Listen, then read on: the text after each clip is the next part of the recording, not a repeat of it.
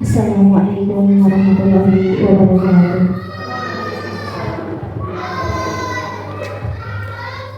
Yang terhormat Kepala Sekolah SD Negeri 2 Batu, beliau Bapak Marsono SPD. Yang terhormat Bapak Ibu beserta karyawan-karyawati SD Negeri 2 Batu, dan yang kami hormati Bapak Ibu wali siswa undangan pada pagi hari ini yang berbahagia. Pertama, marilah kita panjatkan puji syukur kehadirat Allah Subhanahu wa Ta'ala yang telah melimpahkan rahmat serta hidayahnya sehingga kita dapat berkumpul dan bertemu pada pagi hari ini dalam keadaan sehat tanpa halangan suatu apapun. Salawat serta salam kita haturkan kepada junjungan Nabi Agung Muhammad Sallallahu Alaihi Wasallam yang kita nantikan syafaatnya kelak di yaumul qiyamah. Amin Allahumma amin. Bapak Ibu yang kami hormati, perkenankanlah saya membacakan susunan acara pada pagi hari ini. Yang pertama yaitu pembukaan, yang kedua mendengarkan lagu Indonesia Raya dan Mas PKK, yang ketiga mohon ampun Mas Kebumen, yang ketiga doa, yang keempat sambutan kepala sekolah, yang kelima pemaparan oleh narasumber, yang keenam refleksi, dan terakhir penutup. Namun sebelum acara kita mulai, marilah kita buka acara pagi hari ini dengan bacaan basmalah bersama. Bismillahirrahmanirrahim. Demikianlah beberapa rangkaian acara pada pagi hari ini. Untuk menginjak untuk acara selanjutnya yaitu menyanyikan lagu Indonesia Raya dan Mas Kebumen. Kepada yang bertugas dipersilakan. Hadirin dimohon berdiri.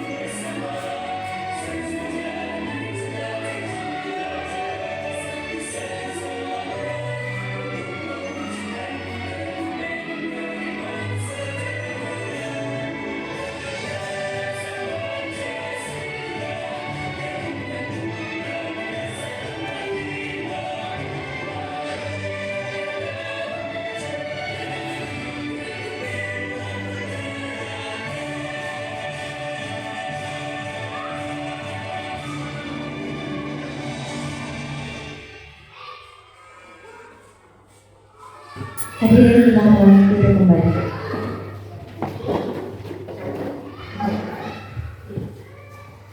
Acara selanjutnya yaitu sambutan kepala sekolah oleh beliau Bapak Laksana SPD. Waktu kami persilahkan.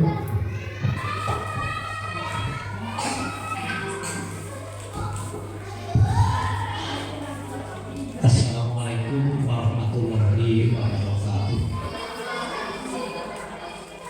A'udzubillahi minasyaitonir rajim. Bismillahirrahmanirrahim. Alhamdulillahirabbil alamin. Wassalatu wassalamu ala asrofil anbiya'i wal mursalin sayyidina wa maulana Muhammadin wa ala alihi wa sahbihi ajmain.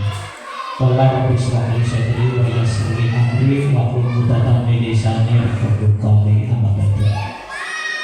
Yang menghormati Ibu Herma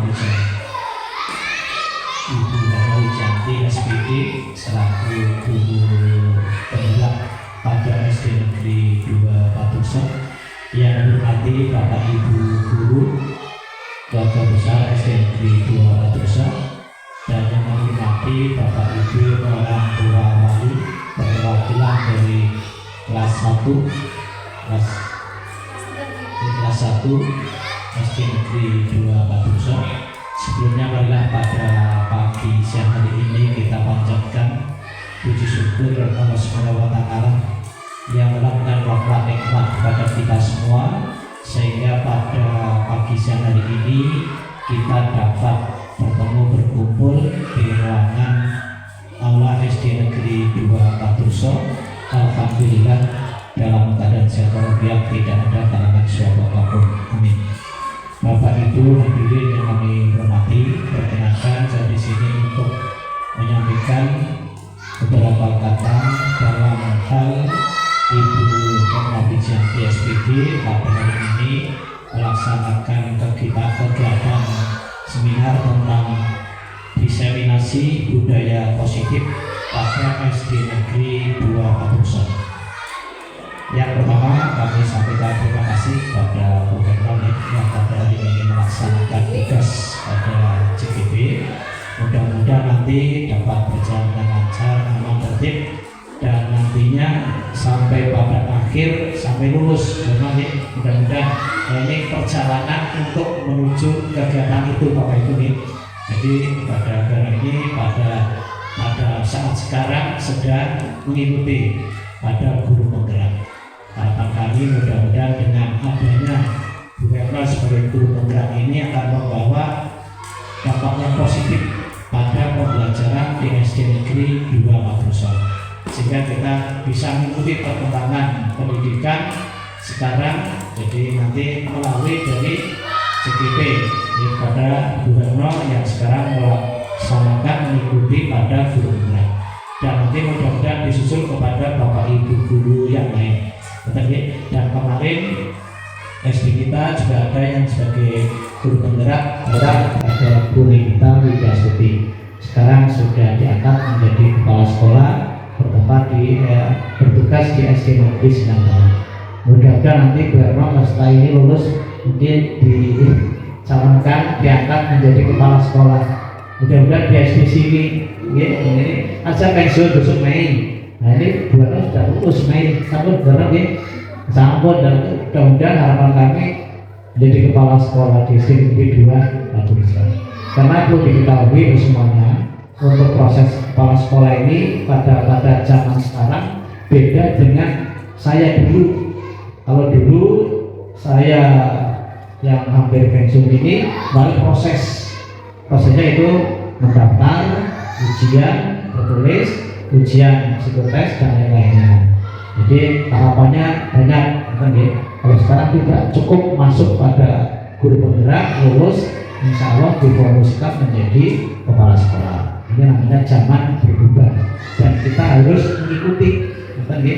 Jadi kalau sudah yang belum masuk pada guru penggerak, ya sementara belum bisa tertutup menjadi kepala sekolah. Maka harusnya mudah-mudahan harapan kami nanti Bapak bisa menjadi kepala sekolah di SMP 2 Patuso. Dekat, kalau dekat kan beda ya, tetap beda karena dekat, skalanya beda. Kalau saya agak jauh sedikit tapi tercampur. Betul ya? Perlu diketahui Bapak Ibu semuanya, ini pada hari ini yang hadir pada diseminasi budaya positif di SD Negeri 2 Padusok ini dihadiri Bapak Ibu guru kelas 1 sampai kelas 6 dan guru mapel, itu guru pendidikan agama Islam.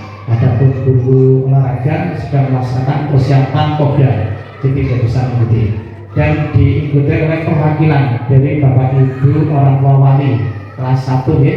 Nanti apa yang disampaikan Berno pada budaya positif ini bisa dicamkan, dicermati, dan bisa dilaksanakan dalam kehidupan sehari-hari di rumah. Oke. Yang pertama, putra putri panjenengan nanti bisa untuk melaksanakan kegiatan budaya positif ini baik di sekolah maupun di rumah. Oke. Perlu diketahui semuanya untuk SD Negeri 2 Padusok ini sudah biasa melaksanakan budaya positif ya. Jadi pada budaya positif untuk SD Negeri 2 Padusok ini diantaranya kegiatan-kegiatan ini pembiasaan. Jadi pada dulu yang sudah dilaksanakan dari semuanya ya. Dari dulu pada saat menjadi guru saya diangkat menjadi guru pada bulan Juni 1988. Itu suwi kok ya. Ini dari lain atau sikir mas ya. Dari ya, 88 itu diangkat menjadi guru ya. 1988 ya. Ini sudah melaksanakan. Namun dulu tidak diberi nama ya, tidak diberi nama. Sekarang diberi nama budaya positif. Artinya budaya positif ini budaya yang biasa dilaksanakan atau bahasa lain pembiasaan. Namanya pembiasaan ya setiap hari, setiap pagi dilaksanakan. Sekarang menjadi nama budaya yang positif. Apakah ada budaya negatif? Ada. Namun kita yang dimaksud di sini adalah budaya positif. Nah, budaya positif di SD 2 Padusok ini, kalau setiap pagi anak masuk ruangan kelas berdoa, terus membaca bacaan Asmaul Husna. Ini pasti dilaksanakan oleh setiap kelas, setiap pagi. Setelah itu biasa dilaksanakan oleh Bapak Ibu guru, dilanjutkan dengan kalau dulu ya calesto baca tulis itu kalau kelas rendah. Nah, kalau kelas tinggi otomatis walaupun zamannya sudah berbeda tapi ini manfaatnya besar, yaitu pada perkalian pembagian ini perlu awal ini pembiasaan yang positif. Zaman dulu sudah, sekarang diterapkan. Dilanjutkan juga setiap hari Jumat pagi kita juga melaksanakan mujahadah yang dipimpin oleh Ibu Guru Agama dan Pak Kiai Nur Rahman. Kebetulan SD 2 Padusok ada Pak Kiainya. Ini sangat membantu ya. Jadi Pak Rahman ini di desa sebagai kiai, ya juga nganggu masjid, imam masjid. Nah, ini pokok. Dan di sini otomatis membawa ilmu agama, membantu otomatis di samping ada guru agama. Jadi kami sangat beruntung. Ya. Jadi pada hari ini ya biasa pembiasaan budaya positif. Di antaranya yang hari apa itu? Senin ya. Senin adalah jenis kegiatannya upacara. Oh ya, otomatis ya upacara sudah berdiri. Jadi ini sudah ada dari dulu ya. Sekarang diberi nama menjadi budaya positif upacara. Ini pasti harus Senin ya. Setiap Senin asal tidak hujan dibuatkan mungkin kalau ada penyakit karena ya. Atau tidak hujan kita melaksanakan upacara. Nah ini ya upacara sudah dari hari Senin. Setelah itu sholat duha ini sudah diperjadwal ya pada Bu Guru Agama ya. Ini ada setiap hari apa ini sholatnya? Ada ya, namun banyak kelas dan berbeda ya.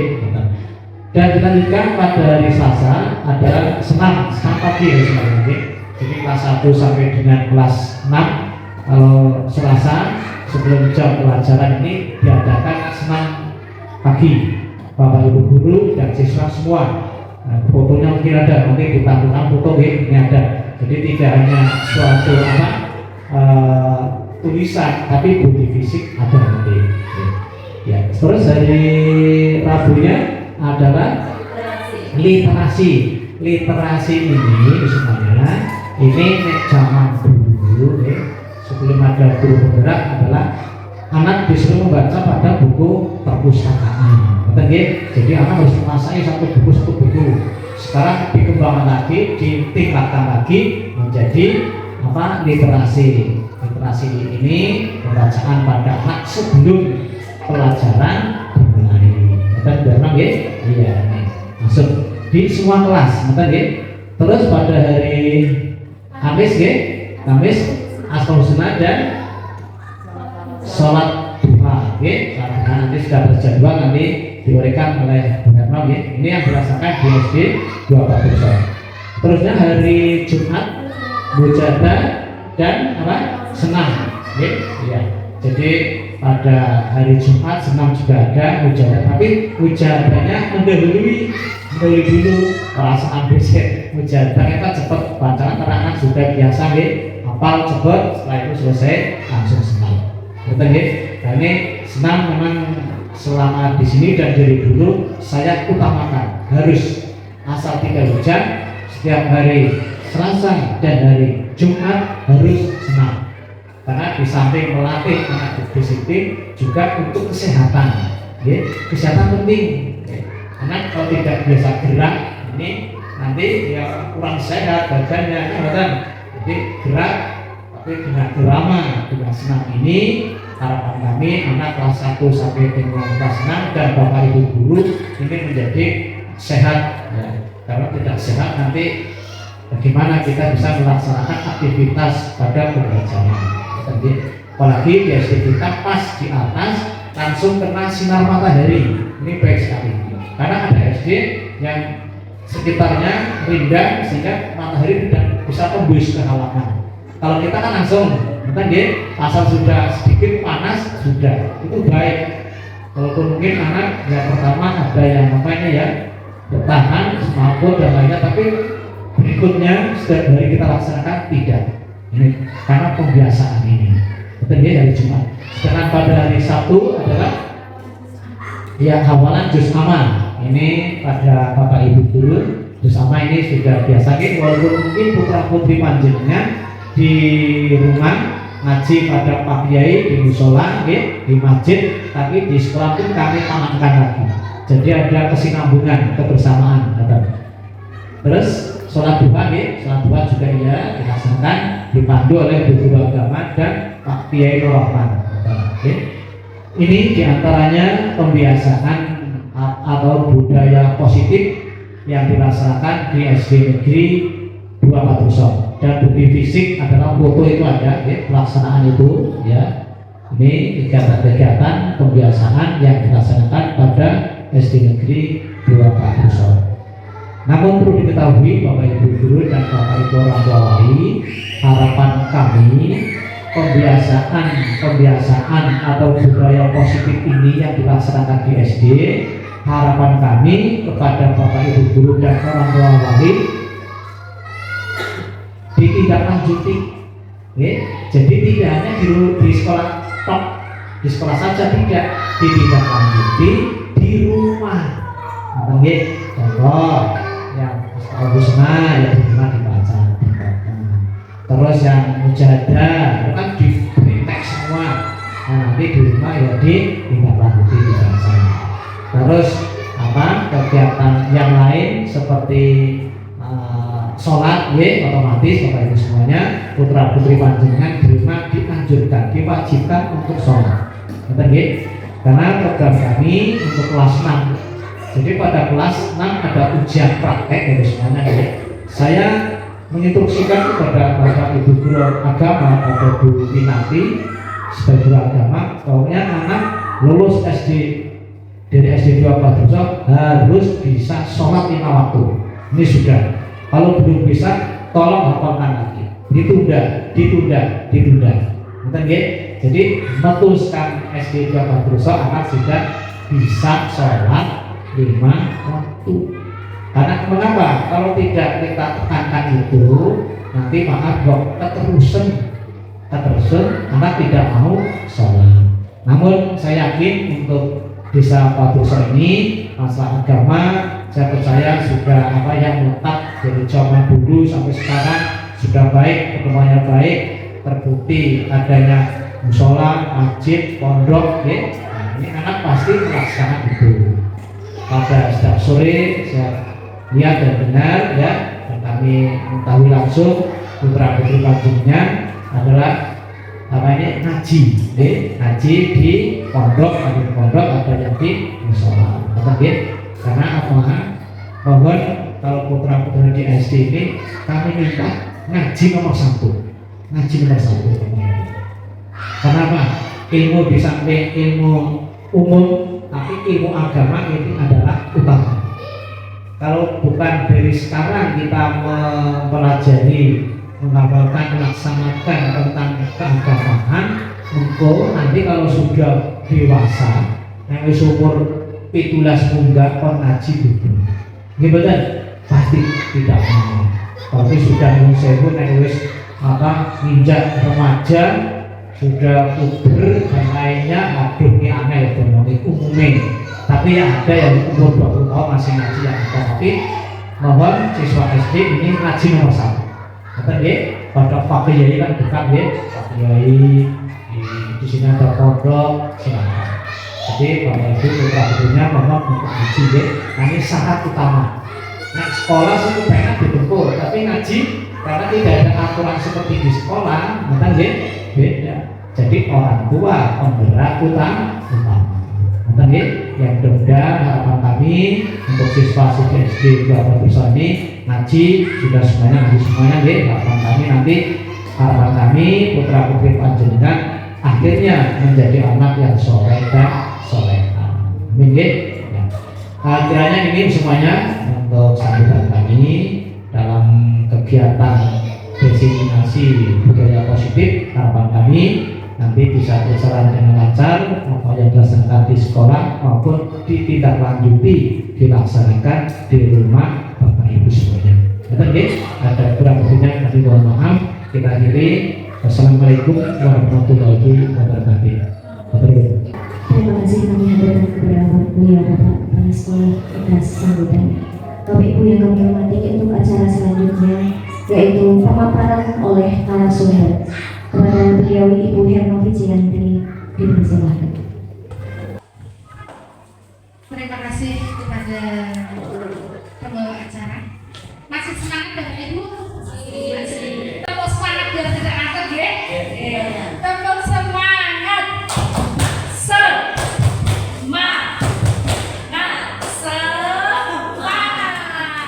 Iya. Bapak biasa mungkin Mbak. Terima kasih kepada Bapak yang terhormat Bapak Kepala Sekolah SD Negeri 2 Padusa, yang saya hormati Bapak Ibu Guru SD Negeri 2 Padusa beserta stafnya, yang saya hormati pula Bapak Wali Siswa SD Negeri 2 Padusa.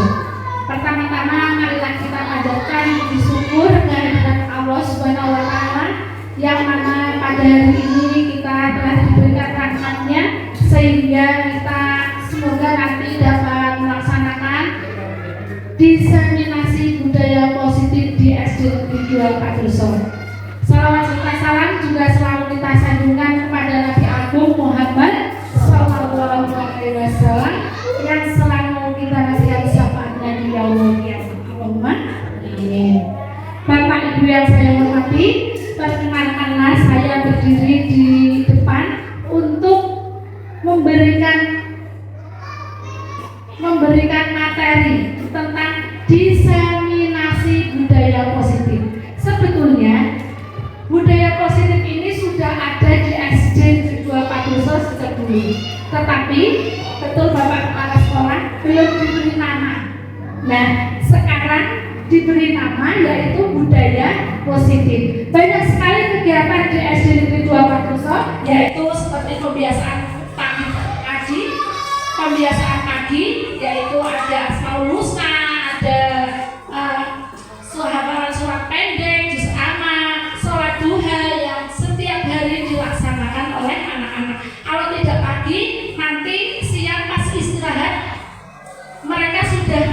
sendirinya dia melaksanakan di musola, tanpa ya ditegur oleh gurunya. Kemudian langsung saja ke materi, Nah, di sini apa sih diseminasi? Nah, pertama kita menelaah ke tujuan pendidikan. Dulu bapak pendidikan kita yaitu siapa? Ibu kasih ingat pas sekolah? Siapa itu? Ki Hajar Dewantara. Ya, Ki Hajar Dewantara. Ki Hajar Dewantara mempunyai tujuan pendidikan yaitu menuntun segala kodrat yang ada pada anak-anak agar mereka dapat mencapai keselamatan dan kebahagiaan yang setinggi-tingginya, baik sebagai manusia maupun sebagai anggota masyarakat. Oleh sebab itu, pendidik itu hanya dapat menuntun tumbuh atau hidupnya kekuatan kodrat yang ada pada anak-anak agar dapat memperbaiki lakunya dan tumbuhnya kekuatan kodrat anak. Jadi dulu di sini Pak Ki Hajar Dewantara itu menurut ceritanya dia mempunyai beberapa putra, ibu, dan salah satunya itu dia mempunyai anak yang kurang disabilitas seperti itu. Nah, dia ditaruh di luar, dia hanya menjunjung anak yang pintar, yang itu dikeluarkan hujan-hujanan di luar sana, dia sampai menggigil, sampai menangis.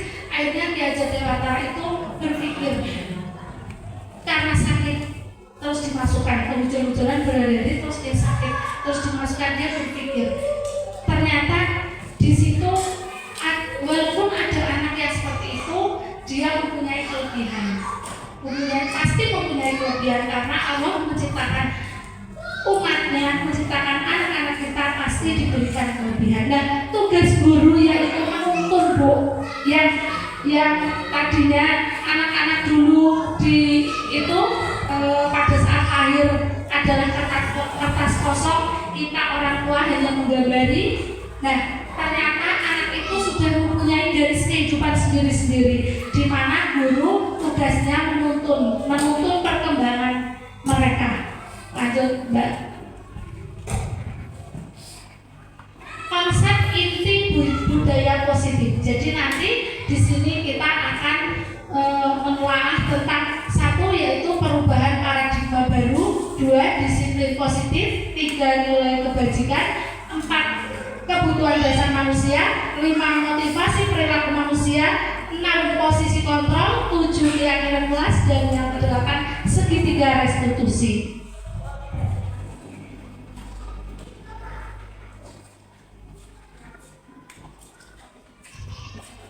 Pembelajaran dengan paradigma baru. Pembelajaran dengan paradigma baru adalah pembelajaran yang dirancang berdasarkan prinsip pembelajaran berdiferensiasi sehingga para peserta didik belajar sesuai kebutuhan berdasarkan tahap perkembangan sesuai teori psikologi modern mewujudkan profil pelajar Pancasila. Jadi di sini dulu bu guru Pak Guru itu pembelajarannya berpusat pada guru. Zaman kita juga masih semua harus manut sama bu guru. Nah, bu guru memberikan pelajaran apa, muridnya manut. Dan di situ murid ada yang tidak bisa pun harus bisa. Ya, nah sekarang pembelajarannya sudah pembelajaran yang berpusat pada murid. Jadi guru itu tugasnya menuntun, bukan terus sebagai Superman istilahnya. Setiap hari itu kamu dalam bidang menggambar, terus ada yang menulis, terus ada senang membaca, terus tidak. Tetapi tujuan pembelajaran itu satu, hanya kita sebagai guru memilah-milah, oh ini belum bisa membaca, oh ini kurang, oh ini lebih dalam membacanya. Jadi guru mendampingi mereka step demi step. Lanjut, Mbak. Perubahan paradigma belajar. Dalam membangun budaya positif, sekolah menyediakan lingkungan yang positif, aman, dan nyaman agar siswa mampu berpikir, bertindak, dan mencipta dengan merdeka, mandiri, bertanggung jawab. Disiplin saat berkaitan dengan kontrol guru terhadap siswa. Jadi di sini ketika anak-anak berangkat sekolah dengan guru yang nyaman, guru yang tidak menakutkan, akhirnya anak-anak semua senang untuk pergi ke sekolah. Dan ketika anak-anak senang, maka dia pasti menerima pelajarannya itu mudah. Terus dia ada dari instinktif mereka, dari diri kita, dari mereka itu sehingga bertanggung jawab. Nah, memunculkan tanggung jawab siswa tersebut. Anda dan teman Anda akan melakukan kegiatan, cobalah buka. Anda adalah A, tugas Anda adalah mengepalkan salah satu tangan Anda. Coba Anda bayangkan bahwa Anda menyimpan sesuatu yang sangat berharga di dalam kepalan tangan Anda. Anda perlu menjaga benda tersebut sekuat tenaga agar karena dengan begitu pentingnya untuk kehidupan Anda. Tugas B, rekan Anda adalah mencoba dengan segala cara untuk membuka kepalan tangan Anda. Teman Anda B boleh membujuk, menghardik, mengintimidasi, memarahi, menggoda, menggelitik, bahkan menawari Anda uang agar Anda bersedia membuka kepalan tangan Anda. Nanti bisa direnungi sendiri, ya. Lanjut. Perubahan paradigma belajar. Perubahan paradigma dari kontrol, ilusi kontrol yang dirumuskan dalam bukunya oleh Dr. William Glasser. Ilustrasi guru mengontrol murid. 2. Ilustrasi bahwa semua kekuatan positif, efektif, dan bermanfaat. 3. Ilustrasi bahwa kritik membuat orang merasa bersalah dapat menguatkan karakter. 4. Ilustrasi bahwa orang dewasa memiliki hak untuk memaksa. Sampailah kita pada apa makna disiplin positif.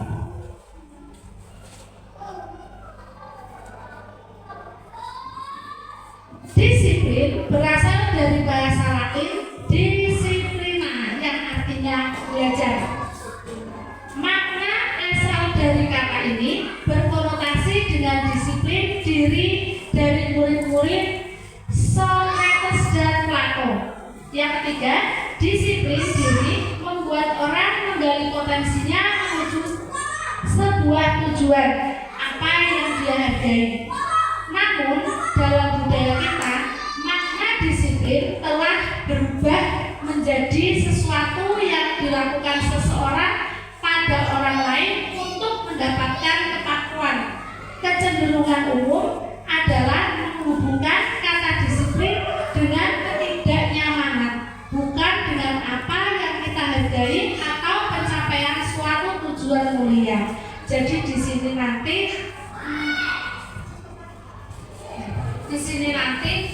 kita semua disuruh menerapkan disiplin kepada anak-anak sejak dini, yang itu nanti secara otomatis anak jangan sampai merasa disiplin itu sebagai hukuman, sebagai rasa yang tidak nyaman. Tetapi disiplin itu lahir dari diri kita sendiri, sehingga kita bisa menghargai diri sendiri, anak-anak bisa menghargai diri sendiri, dan akhirnya disiplin itu tumbuh dari diri anak-anak itu tersebut. Disiplin adalah kemampuan memerintah diri dalam mengontrol dan menguasai diri untuk memilih tindakan yang mengacu pada nilai-nilai yang kita hargai dengan penuh tanggung jawab tanpa terperintah orang lain. Nilai-nilai yang kita hargai adalah nilai kebajikan. Nilai kebajikan itu apa? Contohnya seperti tadi, mandiri, beriman, dan bertakwa kepada Tuhan, tolong menolong, kreatif, jujur, tidak sombong, itu kebajikan. Sifat, nah di sini nilai-nilai tersebut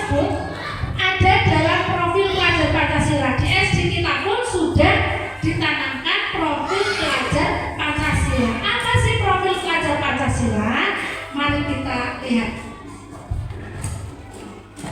Nah, profil pelajar Pancasila di sini ada 6. Yang pertama, beriman, bertakwa kepada Tuhan Yang Maha Esa.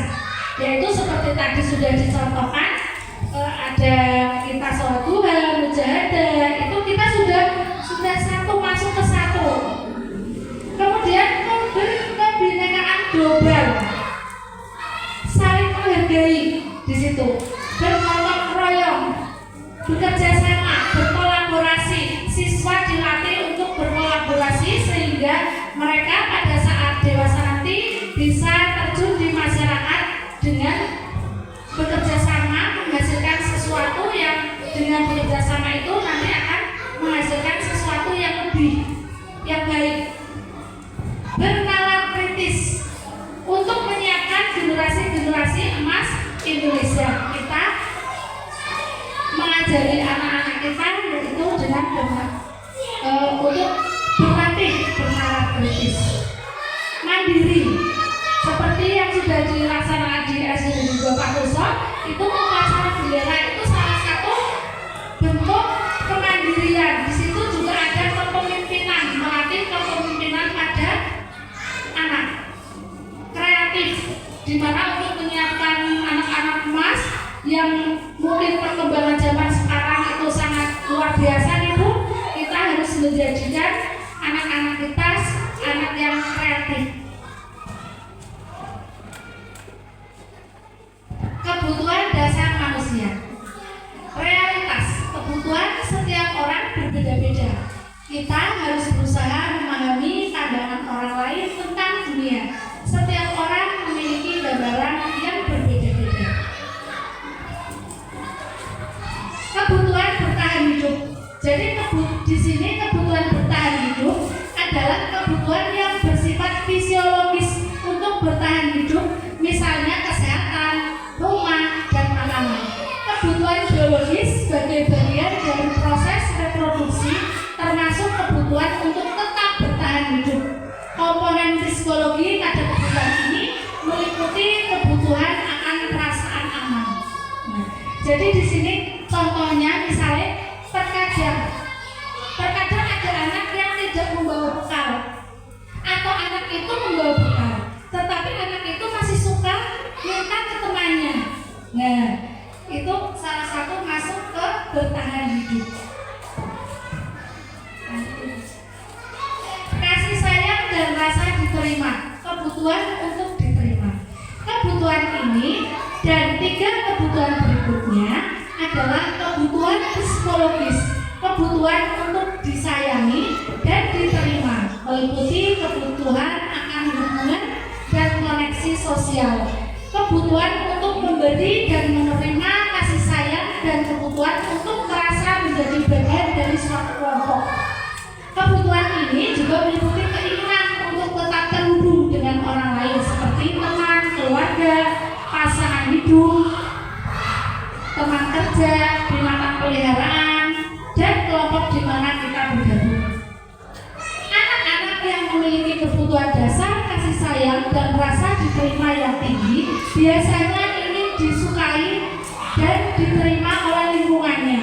Mereka juga akrab dengan orang tuanya. Biasanya mereka belajar karena suka pada gurunya. Bagi mereka, teman sebaya sangatlah penting. Mereka juga biasanya suka bekerja dalam belajar.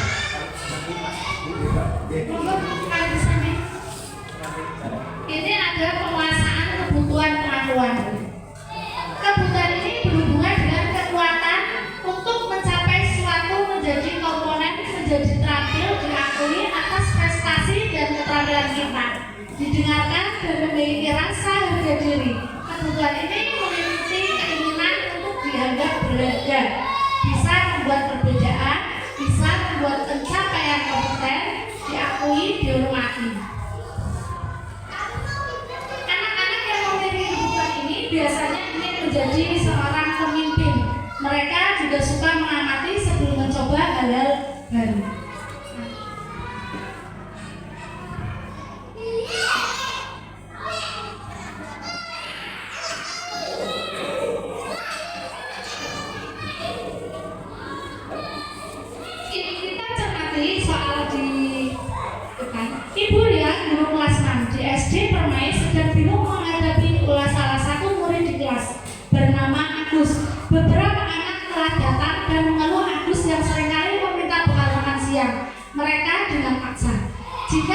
Anda menghadapi situasi seperti Buria, apa yang akan Anda lakukan?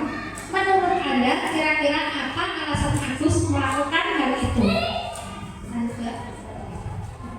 Nah, ini di sini ternyata setelah disimpulkan, Agus itu lapar dan orang tuanya tidak membawakannya bekal makan siang.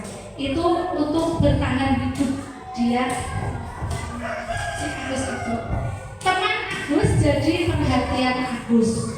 Dan dia kepingin disayang oleh temannya. Agusnya. Dia merasa hebat karena temannya jadi takut dan menuruti keinginannya. Yang keempat, Agus merasa bosan dengan bekal yang dibawakan orang tuanya karena selalu bekal yang sama. Dia kepingin bebas sehingga dia akan meminta ke temannya. Agus hanya iseng dan dia menikmati ekspresi wajah temannya yang kesal. Jadi ada anak juga yang dia meminta makanan itu bukan karena dia ingin, bukan karena dia lapar, tetapi dia senang ketika melihat teman-temannya cemberut, marah seperti itu.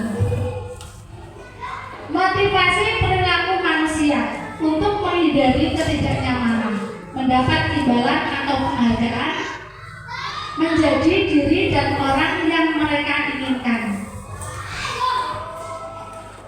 Kita sampai ke hukuman, konsekuensi, dan restitusi.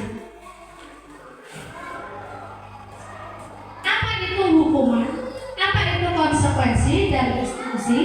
Hukuman bersifat terencana, satu arah, berupa hukuman fisik atau kata-kata kasar. Jika hukuman itu sifatnya cenderungnya ke kata-kata kasar, fisik. Nah, kalau konsekuensi bersifat terencana, sudah disepakati bentuk-bentuk konsekuensi yang dibuat oleh guru atau sekolah. Restitusi adalah proses penciptaan kondisi bagi murid untuk memperbaiki kesalahan mereka dengan karakter yang lebih kuat. Nah, di sini mari berlatih hukuman dan konsekuensi. Coba lari mengelilingi lapangan basket 2 kali karena terlambat dari sekolah. Itu konsekuensi apa hukuman Bapak Ibu? Konsekuensi. Iya, nanti kita lihat. Nanti jawab sendiri, kita lihat ini ada jawabannya. Membersihkan coretan yang dibuatnya di meja tulis. Murid diminta untuk push up 15 kali karena tidak menggunakan masker ke sekolah. Menggantikan kertas tugas teman yang telah dicoret-coret. Berjemur di lapangan basket pukul 12 siang karena mengobrol dengan teman. Ini hukuman apa konsekuensi? Hukuman ya, seperti itu contohnya hukuman. Murid diminta bertelanjang kaki sepanjang hari karena tidak menggunakan sepatu warna hitam sesuai peraturan sekolah. Ini hukuman apa konsekuensi? Nah, kita lihat nanti. Berdiri di depan kelas sambil mengangkat kaki satu karena tidak bisa menjawab pertanyaan. Penasaran dengan jawaban kita? Kita lihat di belakangnya, Mbak. Nah, ini dia jawabannya. Membersihkan coretan yang dibuatnya di meja tulis itu konsekuensi. Itu contoh dari hukuman dan konsekuensi.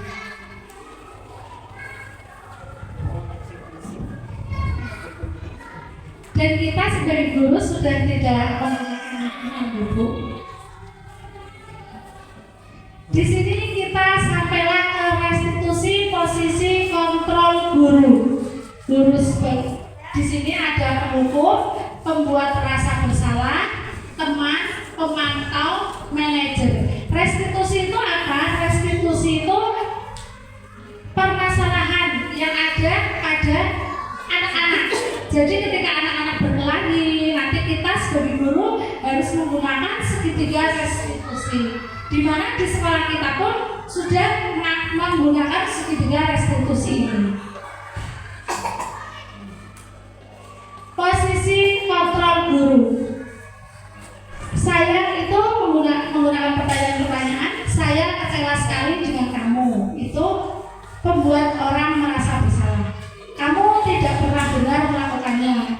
Oh, ayolah lakukan demi ibu bapak teman. Lanjut Mbak. Segitiga restitusi. Ini ada 3, yaitu menstabilkan identitas, validasi tindakan yang salah, dan yang ketiga menanyakan keyakinan. Lanjut Mbak. Perbedaan keyakinan kelas dengan peraturan kelas. Kalau keyakinan kelas dibuat berdasarkan kesepakatan antara guru dan siswa bersifat universal. Kalau yang peraturan biasanya dibuat oleh guru bersifat satu arah. Kemarin sudah saya coba untuk melakukan keyakinan kelas. Keyakinan kelas itu dibuat oleh guru dan anak-anak. Saya menggunakan kelas 2. Di situ ternyata anak-anak sudah bisa diarahkan dan dibimbing untuk membuat keyakinan kelas. Jadi dari keyakinan kelas itu nanti anak-anak sadar dengan sendirinya. Bahasanya apa sih keyakinan kelas? Itu contohnya tidak boleh membuang sampah sembarangan. Nanti anak-anak tulis sendiri. Nulis. Nah, dari dia nulis itu akhirnya dia ketika dalam sehari-harinya membuang sampah sembarangan, terus tidak usah diingatkan oleh guru, nanti temannya juga kan buang sampah sembarangan seperti itu. Akhirnya dia merasa bersalah. Besok lagi dia sudah tidak akan berbuat seperti itu lagi karena dia membuatnya sendiri. Nilai-nilai kebajikan. Di sini nilai-nilai kebajikan contohnya beriman dan bertakwa pada Tuhan Yang Maha Esa, berakhlak mulia, ya, profil pelajar Pancasila, yang program ini yang senang toleransi, rasa hormat, integritas, mandiri, menghargai. Nah itu nanti anak membuat sendiri. Jadi di kelas guru memandu, anak-anak diberi kertas kecil, di situ dia menulis dirinya sendiri. Tidak boleh nakal seperti itu. Dan nanti ketika sehari-hari nakal, dia kan bisa oh iya saya salah. Itu namanya segitiga restitusi. Ini prosedurnya pembentukan keyakinan kelas.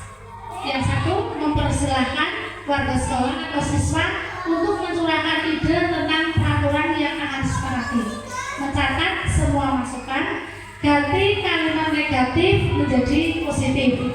Tinjau kembali curahan pendapat yang terkumpul dan susun menjadi keyakinan kelas.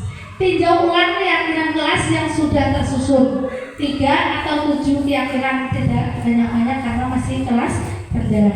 Meninjau dan menyetujui dengan menandatangani.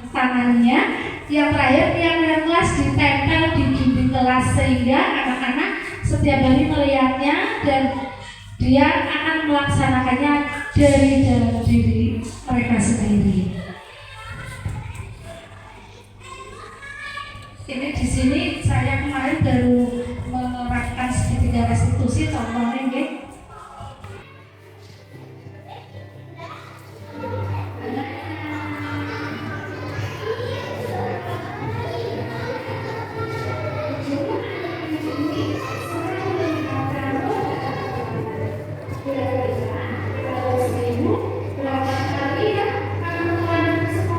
Ini hanya ilustrasi gitu.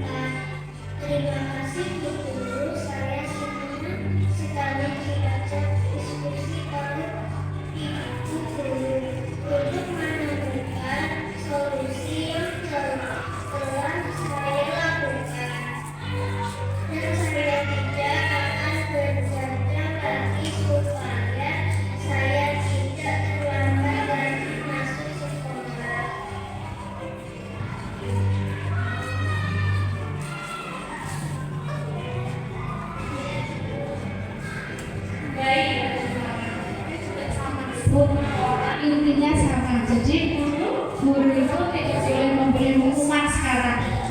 Guru harus sadar bahwa kesalahan itu adalah manusiawi, dan dari kesalahan itu kita bisa belajar untuk memperbaiki diri kita sendiri. Tanpa ada kesalahan, manusia tidak akan bisa memperbaiki dirinya.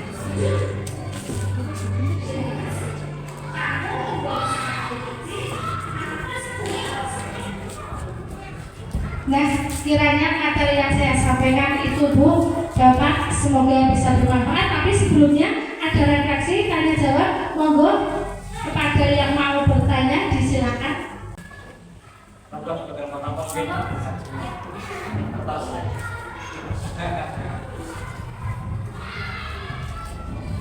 Kira-kira ada yang mau ditanyakan apa tidak Bapak Ibu? Mas, terima kasih untuk murid monggo.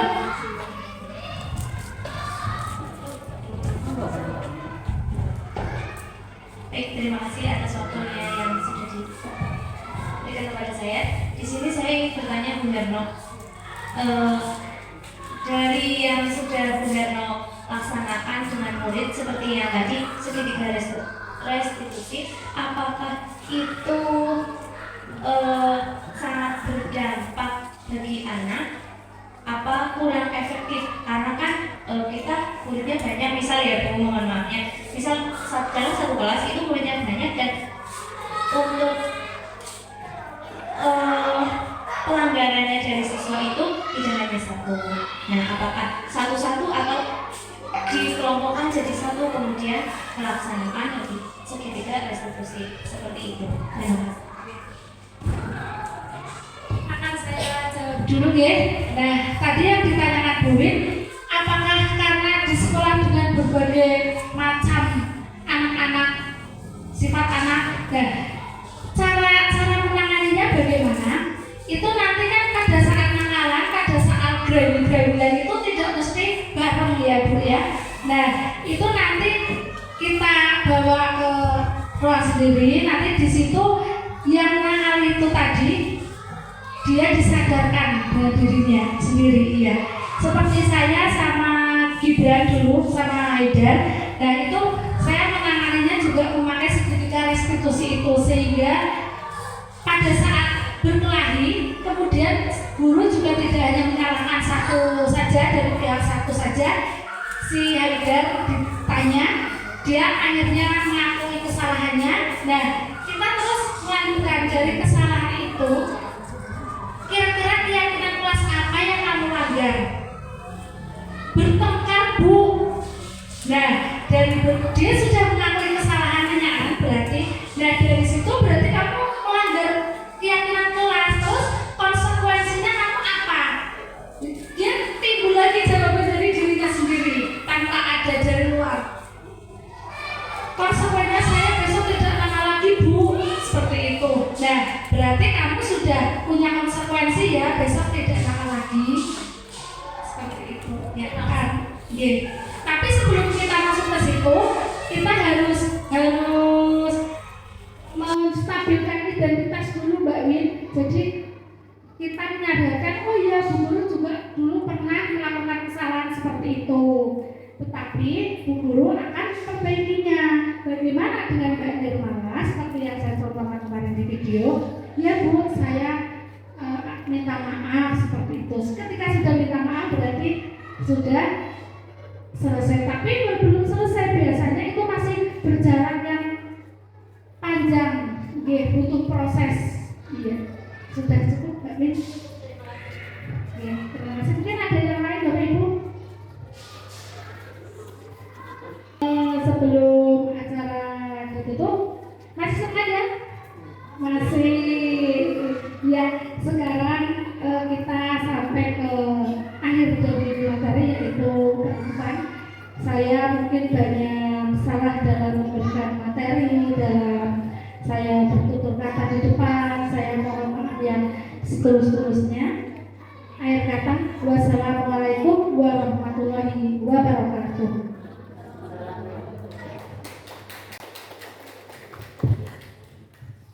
Terima kasih kepada Ibu Hema Wijianti SPD yang telah memaparkan materi pada pagi hari ini. Semoga apa yang telah beliau sampaikan dapat bermanfaat ilmunya bagi kita semua dan khususnya kepada anak didik atau putra putri dari kita semua.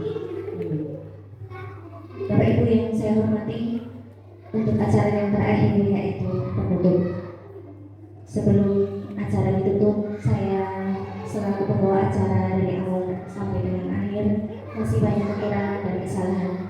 Kami pribadi mohon maaf yang setulus-tulusnya. Untuk acara pada pagi hari ini, marilah kita tutup dengan bacaan hamdalah bersama. Alhamdulillahirobbilalamin.